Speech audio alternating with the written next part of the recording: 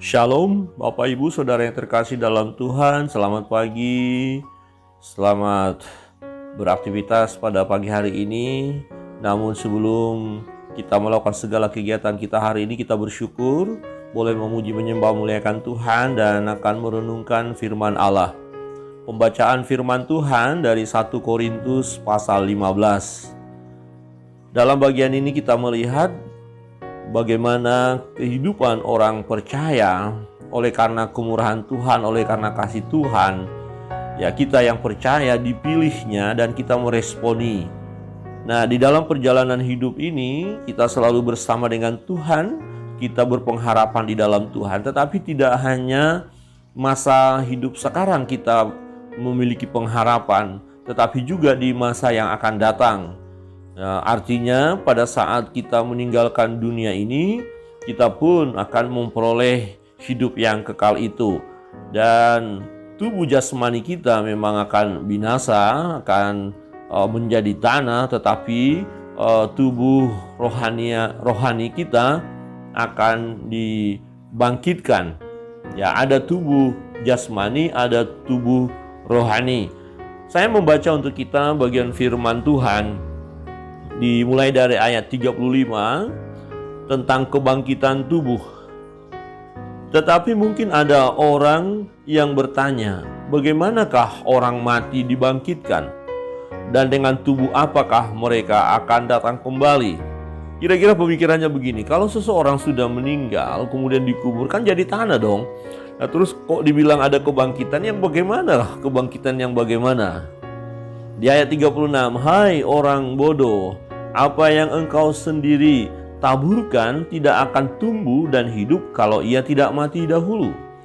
Dan yang engkau taburkan bukanlah tubuh tanaman yang akan tumbuh, tetapi biji yang tidak berkulit, umpamanya biji gandum atau biji lain. Tetapi Allah memberikan kepadanya suatu tubuh seperti yang dikehendakinya. Ia memberikan kepada tiap-tiap biji tubuhnya sendiri. Bukan semua daging sama. Daging manusia lain daripada daging binatang, lain daripada daging burung, lain daripada daging ikan. Ada tubuh surgawi dan ada tubuh duniawi. Tetapi kemuliaan tubuh surgawi lain daripada kemuliaan tubuh duniawi. Perhatikan, ada tubuh surgawi, ada tubuh duniawi. Jadi tubuh duniawi, fisik kita ini waktu kita meninggal, orang-orang meninggal dikebumikan atau dimakamkan, dia akan menjadi tanah. Tetapi akan ada nanti tubuh surgawi. Ayat 41, kemuliaan matahari lain daripada kemuliaan bulan, dan kemuliaan bulan lain daripada kemuliaan bintang-bintang. Dan kemuliaan bintang yang satu berbeda dengan kemuliaan bintang yang lain. Demikianlah pula halnya dengan kebangkitan orang mati. Ditaburkan dalam kebinasaan, dibangkitkan dalam ketidakbinasaan. Jadi ada nanti tubuh kebangkitan. Nah, yang dibangkitkan ini adalah tubuh yang tidak akan dapat binasa. Ayat 43, ditaburkan dalam kehinaan, dibangkitkan dalam kemuliaan. Ditaburkan dalam kelemahan, dibangkitkan dalam kekuatan. Yang ditaburkan adalah tubuh alamiah. Yang dibangkitkan adalah tubuh rohania. Jika ada tubuh alamiah, maka ada pula tubuh rohania.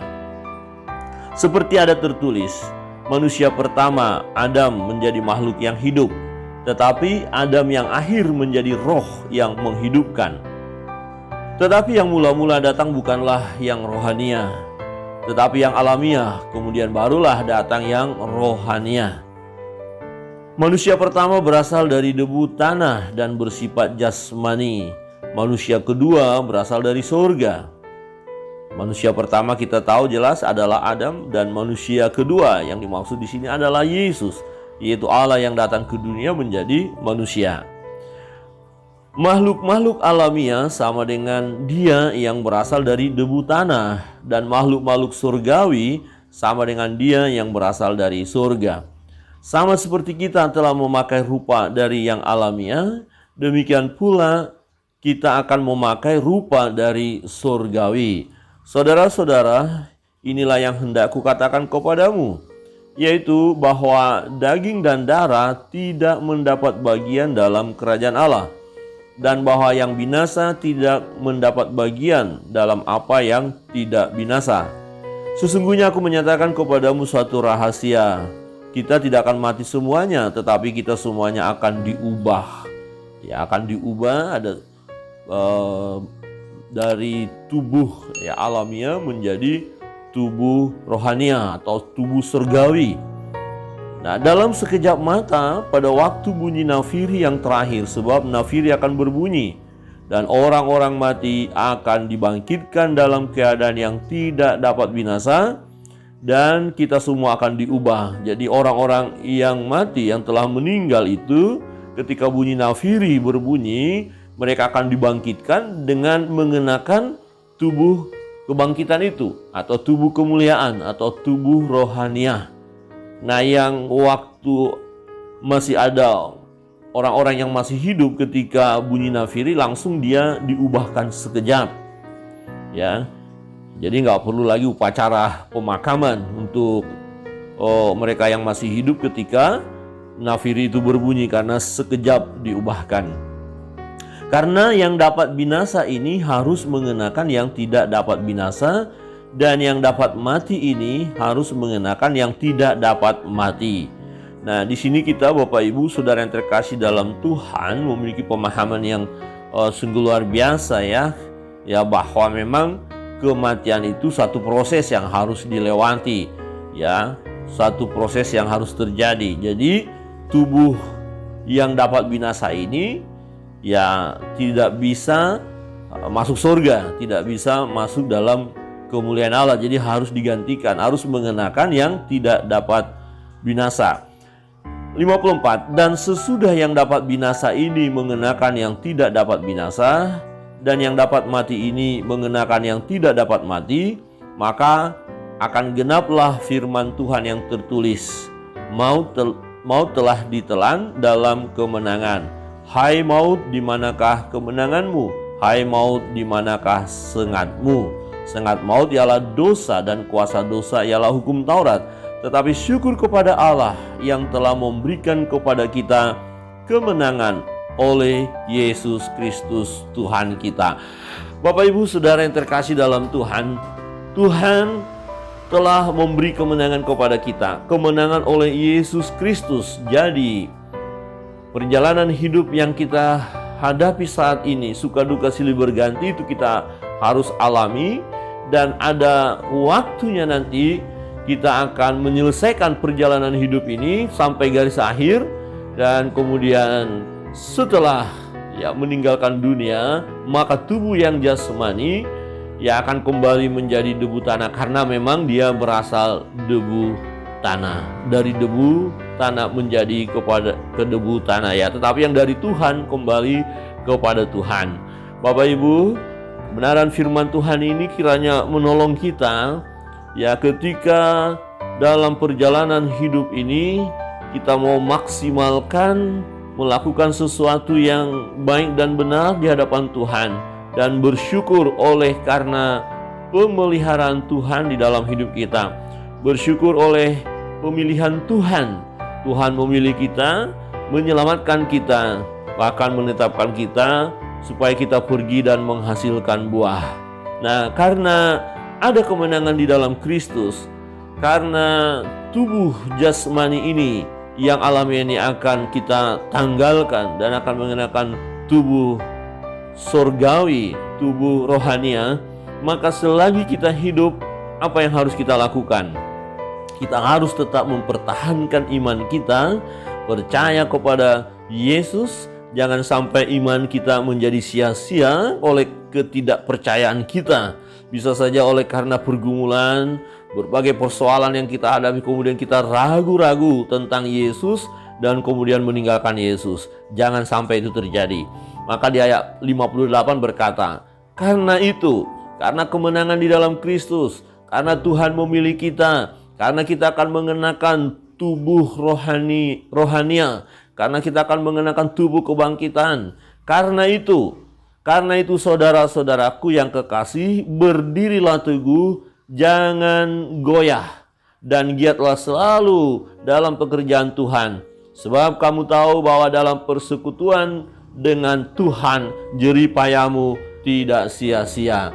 Jadi karena itu, karena kasih Tuhan, karena pemeliharaan Tuhan dalam hidup kita, ya, jangan menjadi sia-sia iman percaya kita.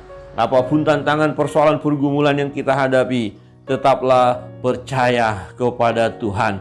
Tetap andalkan Tuhan dalam hidup ini. Jangan pernah kita meragukan Tuhan.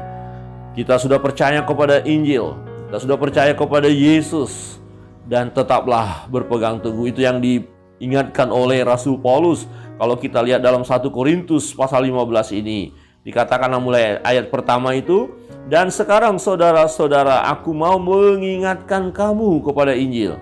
Ya, dikatakan aku mau mengingatkan kamu kepada Injil yang aku beritakan kepadamu dan yang kamu terima dan yang di dalamnya kamu teguh berdiri. Oleh Injil itu kamu diselamatkan asal kamu teguh berpegang padanya, seperti yang telah kuberitakan kepadamu, kecuali kalau kamu telah menjadi sia-sia saja menjadi percaya. Artinya menjadi sia-sia kalau akhirnya kita ragu kepada Yesus dan kita tidak lagi menyembah Dia, tidak percaya kepada Dia, kita malah datang kepada Allah-Allah yang lain. Berarti keselamatan kita ya tidak akan kita nikmati. Dengan kata lain, kita tidak memperoleh keselamatan itu karena kita tidak percaya kepada Yesus. Jadi orang yang percaya kepada Yesus, merekalah yang memperoleh keselamatan itu. Yang percaya kepada Yesus karena Yesus yang telah menebus segala dosa dan kesalahan kita.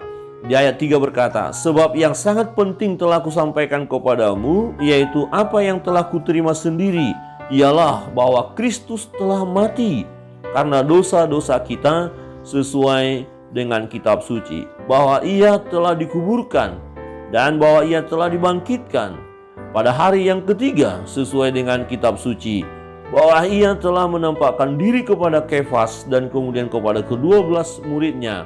Sesudah itu Ia menampakkan diri kepada lebih dari 500 saudara sekaligus. Kebanyakan dari mereka masih hidup sampai sekarang, tetapi beberapa di antaranya telah meninggal. Selanjutnya Ia menampakkan diri kepada Yakobus, kemudian kepada semua rasul, dan yang paling akhir dari semuanya, Ia menampakkan diri juga kepadaku, sama seperti kepada anak yang lahir sebelum waktunya. Karena aku adalah yang paling hina dari semua rasul, bahkan tidak layak disebut rasul, sebab aku telah menganiaya jemaat Allah. Tetapi, perhatikan, tetapi karena kasih karunia Allah, aku adalah sebagaimana aku ada sekarang, dan kasih karunia yang dianugerahkannya kepadaku tidak sia-sia. Sebaliknya, aku telah bekerja lebih keras daripada mereka semua, tetapi bukannya aku, melainkan kasih karunia Allah yang menyertai aku. Bapak, Ibu, Saudara, kita menerima kasih karunia Allah. Jadi kalau saudara percaya Yesus, menerima Yesus sebagai Tuhan dan Juru Selamat saudara secara pribadi, itu karena kasih karunia Allah. Itu pemberian Allah, bukan hasil usaha pekerjaan kita. Jadi jangan pernah menyia-nyiakan kasih karunia Allah.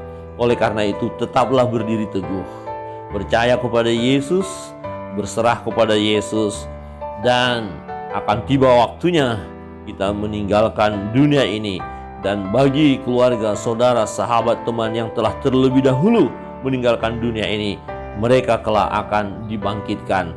Mereka yang percaya kepada Yesus akan menerima, akan mengenakan tubuh kemuliaan, tubuh kebangkitan pun kita. Saudara, ini kebenaran firman Tuhan. Ini mendatangkan sukacita bagi kita. Tetaplah setia, berpegang teguh kepada Tuhan. Berdirilah teguh, jangan goyah. Dan mari kita semakin semangat melayani. Kiranya kebenaran firman Tuhan memberkati kita sepanjang hari ini. Shalom.